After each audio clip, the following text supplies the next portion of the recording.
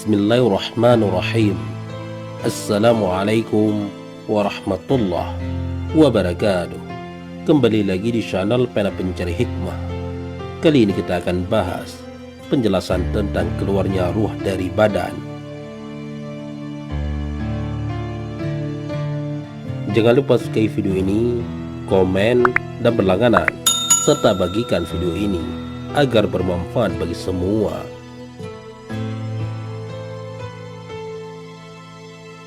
Di dalam kabar dijelaskan, tatkala seorang hamba terjatuh di dalam waktu naza atau naza, terlepasnya ruh, maka lisannya tertahan dan datanglah kepadanya 4 malaikat.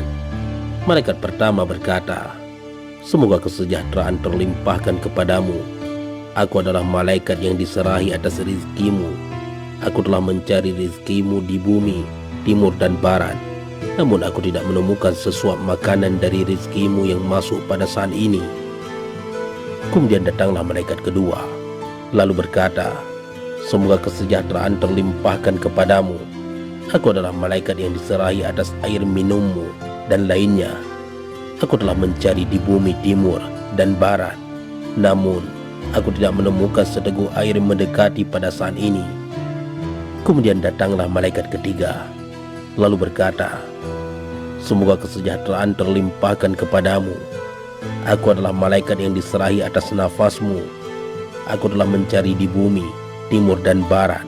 Namun aku tidak menemukan satupun hembusan nafasmu." Kemudian datanglah malaikat keempat lalu berkata, "Semoga kesejahteraan terlimpahkan kepadamu. Aku adalah malaikat yang diserahi atas ajalmu. Aku telah mencari di bumi, timur dan barat. Namun aku tidak menemukan sesaat pun bagimu." Kemudian datanglah malaikat kiramul katibin dari sisi kanan dan sisi kiri. Lalu berkatalah malaikat yang ada di sisi kanan, "Semoga kesejahteraan terlimpahkan kepadamu. Aku adalah malaikat yang diserahi atas kebaikanmu." Malaikat itu pun mengeluarkan buku catatan amal yang berwarna putih, lalu menunjukkannya kepadanya seraya berkata, "Lihatlah amal-amal baikmu." Seketika itu ia menjadi bahagia dan giat atau lega. Lalu berkatalah malaikat yang ada di sisi kiri, "Semoga kesejahteraan terlimpahkan kepadamu. Aku adalah malaikat yang diserahi atas keburukanmu." Malaikat itu pun mengeluarkan buku catatan amal yang berwarna hitam, lalu menunjukkannya kepadanya seraya berkata, "Lihatlah pada buku catatan amal burukmu." Seketika itu bercucurlah keringatnya. Kemudian ia melihat di sisi kanan dan sisi kiri karena takut dibacakan buku catatan amalnya. Lalu malaikat pun melemparkan buku catatan amalnya ke atas bantal. Kemudian malaikat itu menyingkir. Lalu datanglah malaikat maut, dan di sisi kanannya ada malaikat rahmah, dan di sisi kirinya ada malaikat siksa. Di antara mereka ada yang menarik ruh dengan tarikan kuat. Di antara mereka ada yang melepas dengan kencang, dan di antara mereka ada yang giat bersemangat. Tatkala ruh sampai pada tenggorokan, maka malaikat maut pun mengambil ruhnya.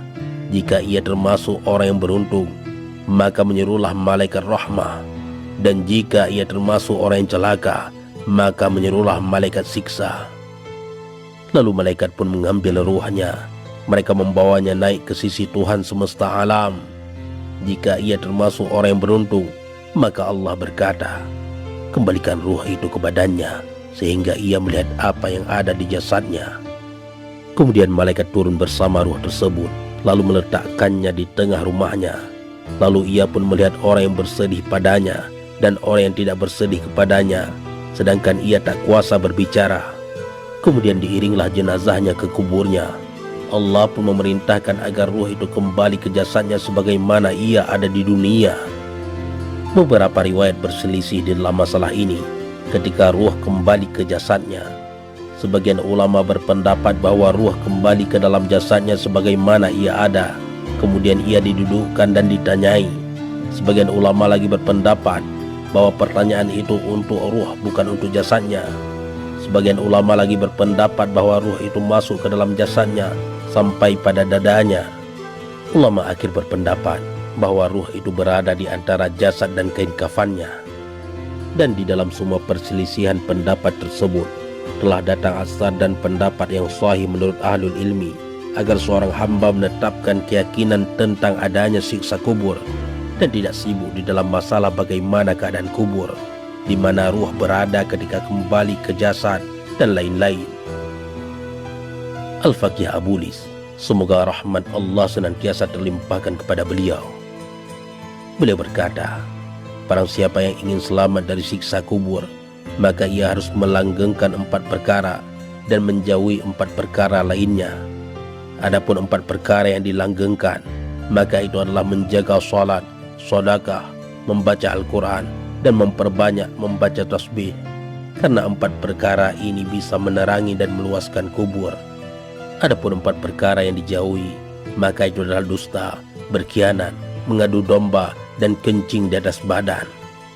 Nabi Shallallahu Alaihi Wasallam telah bersabda, "Istanzihu minal bauli, fa inna ammata azabil qabri minhu." Bersucilah dari air kencing, karena sesungguhnya kebanyakan siksa kubur adalah sebab air kencing. Tidak berhati-hati dalam bersuci ketika kencing. Kemudian turunlah 2 malaikat yang keras yang membelah bumi dengan cakarnya. Mereka berdua adalah malaikat Munkar dan malaikat Nakir. Lalu keduanya mendudukkannya dan bertanya kepadanya, "Siapa Tuhanmu?" Dan seterusnya. Jika ia termasuk golongan orang yang beruntung, maka ia akan menjawab, "Tuhanku adalah Allah, Nabiku adalah Nabi Muhammad Sallallahu Alaihi Wasallam, dan agamaku adalah Islam." Lalu keduanya menjawab, "Kemudian silakan tidur seperti tidurnya pengantin." Keduanya pun membuka lubang di sisi kepalanya. Lalu ia melihat rumah dan tempat duduknya di dalam surga. Lalu keduanya kembali bersama ruh itu ke langit dan menjadikan ruh itu berada di dalam lampu yang digantungkan di arash. Diriwayatkan dari sahabat Abu Hurairah, beliau berkata, Nabi Shallallahu Alaihi Wasallam bersabda, Allah yang Maha Luhur berfirman, "Aku tidak akan mengeluarkan seorang hamba dari hamba-hambaku dari dunia, sedangkan aku ingin mengampuninya, kecuali aku mengurangi keburukan amalnya dengan penyakit di badannya, atau kesempitan di kehidupannya, atau kesusahan yang menimpanya. Jika ada yang tersisa dari keburukan-keburukannya, maka aku memberatkannya ketika kematian sehingga ia menemuiku dan tidak ada keburukan padanya. Demi kemuliaan dan keagunganku, aku tidak akan mengeluarkan seorang hamba dari hamba-hambaku dari dunia, sedangkan aku tidak ingin mengampuninya kecuali aku memenuhi setiap kebaikan yang ia lakukan dengan kesehatan badannya, kebahagiaan yang menimpanya, dan keluasan di dalam rizkinya. Jika masih ada yang tersisa dari kebaikan-kebaikannya, maka aku akan meringankannya ketika kematian, sehingga ia menemuiku dan tidak ada kebaikan padanya." Abu Aswad berkata, "Kami berada di sisi Siti Aisyah radhiyallahu anha.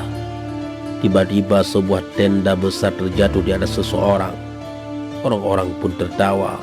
Lalu Siti Aisyah radhiyallahu anha berkata, aku mendengar Rasulullah sallallahu alaihi wasallam bersabda, "Ma min mu'minin yushaku bi syaukatin illa rufi'a lahu biha jasanatu wa hutta alaihi biha sayyi'ah." Tidaklah seorang mukmin tertusuk duri kecuali diangkat baginya satu kebaikan sebab duri itu, dan dilebur baginya satu keburukan sebab duri itu.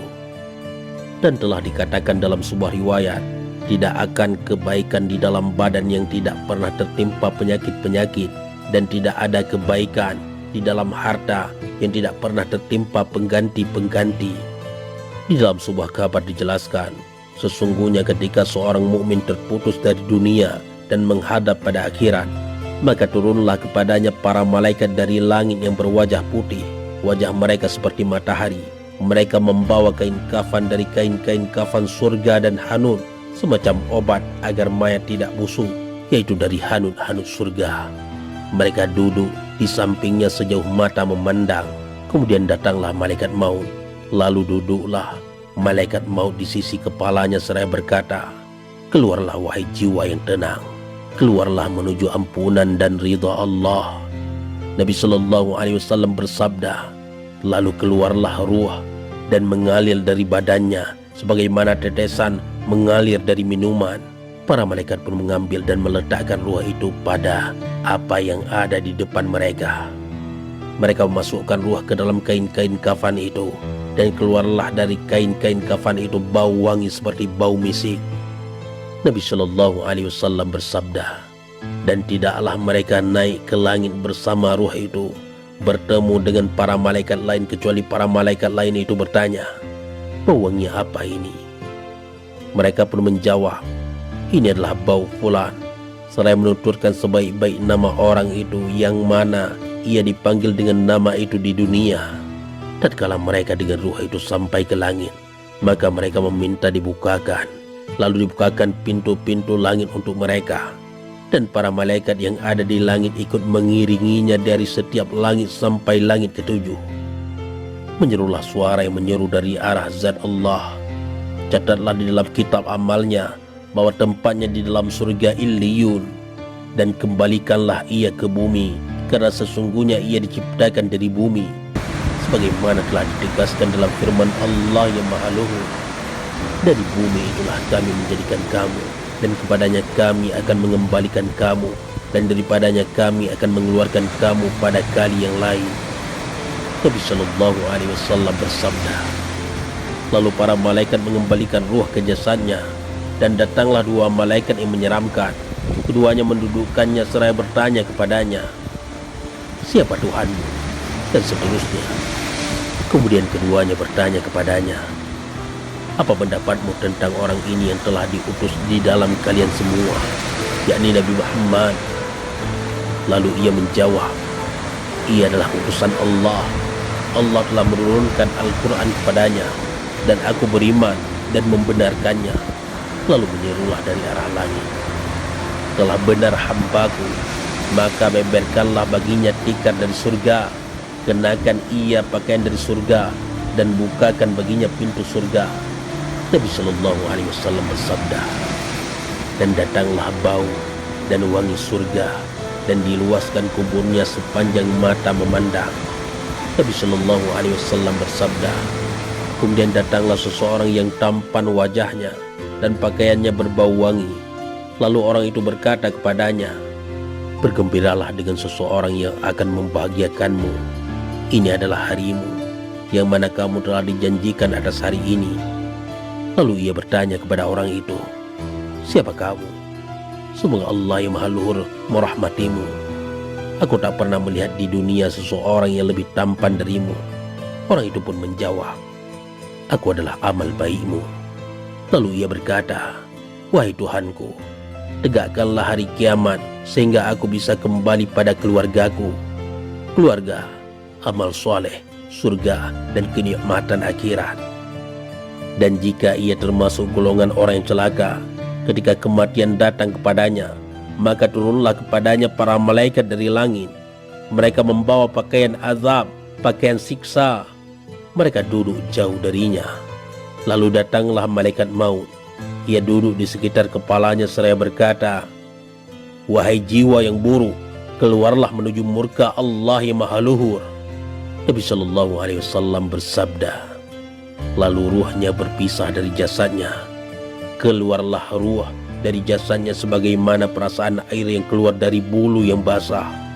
Tatkala ruhnya keluar dari jasadnya, maka ia dilaknati oleh setiap apapun yang bertemu dengannya di antara langit dan bumi. Namun setiap apapun bisa mendengarnya suara laknat kecuali sekalain manusia dan jin. Lalu para malaikat membawa ruhnya naik ke langit dunia. Ketika mereka sampai membawa ruh itu di langit dunia, maka terkuncilah langit karena kedatangan ruh itu. Lalu menyerulah suara yang menyeru dari arah Zat yang Maha Pengasih, kembalikan ia ke tempat berbaringnya. Lalu mereka mengembalikannya ke kuburnya. Malaikat Mungkar dan Nakir pun mendatanginya dengan membawa sesuatu yang paling sulit dari setiap kesulitan. Suara keduanya seperti halilintar, dan mata keduanya seperti kilat yang menyambar. Keduanya membelah bumi dengan taringnya. Lalu kedua malaikat itu mendudukkannya dan bertanya kepadanya, siapa Tuhanmu? Ia pun menjawab, aku tak tahu. Lalu menyerulah suara dari arah kubur, pukullah ia. Kedua malaikat itu pun memukulnya dengan pemukul besi. Jikalau semua makhluk berkumpul, maka mereka tidak akan bisa mengangkat pemukul itu. Menyalalah api di kuburnya. Lalu kubur itu menghimpit dan mencampur aduk tulang belulangnya. Kemudian datanglah kepadanya seorang yang buruk rupa dan busuk baunya seraya berkata, "Semoga Allah membalasmu dengan keburukan. Maka demi Allah, kamu tidak pernah beramal, tetapi kamu lambat dalam melakukan ketaatan dan bergegas dalam melakukan maksiat kepada Allah." Ia pun bertanya, "Siapa kamu? Aku tak pernah melihat di dunia orang yang lebih buruk rupa daripada kamu." Lalu orang itu menjawab, "Aku adalah amal burukmu." Kemudian dibukakan pintu menuju neraka baginya sehingga ia melihat tempat duduknya di dalam neraka. Maka tiada henti seperti itu siksa kubur sampai hari kiamat. Dikatakan dalam sebuah riwayat, orang mukmin diuji di dalam kuburnya selama 7 hari, sedangkan orang kafir selama 40 hari. Nabi Shallallahu Alaihi Wasallam bersabda, "Man mata yaumal jumu'ati aminahullahu ta'ala min fitnatil qabri." Barang siapa meninggal dunia di hari Jumat, maka Allah yang Maha Luhur akan memberinya keamanan dari fitnah kubur.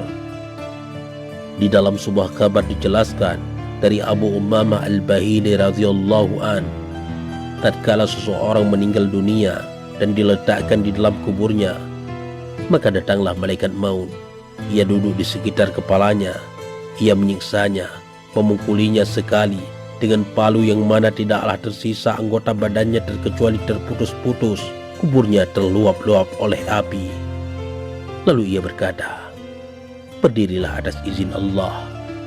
Maka tiba-tiba ia duduk tegak dengan menjerit, yang mana jeritan itu terdengar oleh apapun yang ada di antara langit dan bumi kecuali jin dan manusia. Ia bertanya kepada malaikat itu, "Mengapa kamu melakukan ini? Mengapa kamu menyiksaku? Padahal aku telah benar-benar mendirikan sholat, mengeluarkan zakat, dan berpuasa di bulan Ramadan." Lalu malaikat itu menjawab, "Aku menyiksamu karena sesungguhnya kamu pada suatu hari bertemu orang yang dianiaya. Ia meminta pertolongan kepadamu, namun kamu tidak menolongnya, dan kamu sholat suatu hari, dan kamu tidak bersuci dari kencingmu. Maka jelaslah berdasarkan kabar ini, bahwa menolong orang yang teraniaya adalah wajib, sebagaimana yang diriwayatkan dari Nabi Shallallahu Alaihi Wasallam. Barang siapa melihat orang yang teraniaya, lalu ia meminta pertolongan kepadanya, dan ia tidak mau menolongnya, maka ia akan dipukul di dalam kuburnya sebanyak 100 cambukan dari api neraka." Dan diriwayatkan dari Nabi Muhammad Sallallahu Alaihi Wasallam, ada 4 golongan yang didatangkan Allah di hari kiamat di atas mimbar-mimbar dari cahaya, dan Allah memasukkan mereka ke dalam rahmat-Nya. Para sahabat bertanya, "Siapa mereka wahai Rasulullah?" Nabi Sallallahu Alaihi Wasallam menjawab, "Orang yang memberi kenyang pada orang yang lapar, orang yang memberi bekal pada orang yang berperang di jalan Allah, orang yang menolong orang lemah, atau orang yang menolong orang yang kesusahan." Dan diriwayatkan dari sahabat Anas bin Malik radhiyallahu an bahwa ia berkata, Rasulullah Shallallahu Alaihi Wasallam bersabda, tatkala mayit diletakkan di dalam kuburnya dan ditimbullah tanah kepadanya, keluarga dan anak-anaknya pun berkata, "Aduh Tuanku, aduh orang muliaku." Lalu malaikat yang diserahi untuk menyiksanya berkata, "Apakah kamu mendengar apa yang mereka katakan?" Ia pun menjawab, "Iya." Malaikat pun berkata, "Kamu adalah orang yang mulia."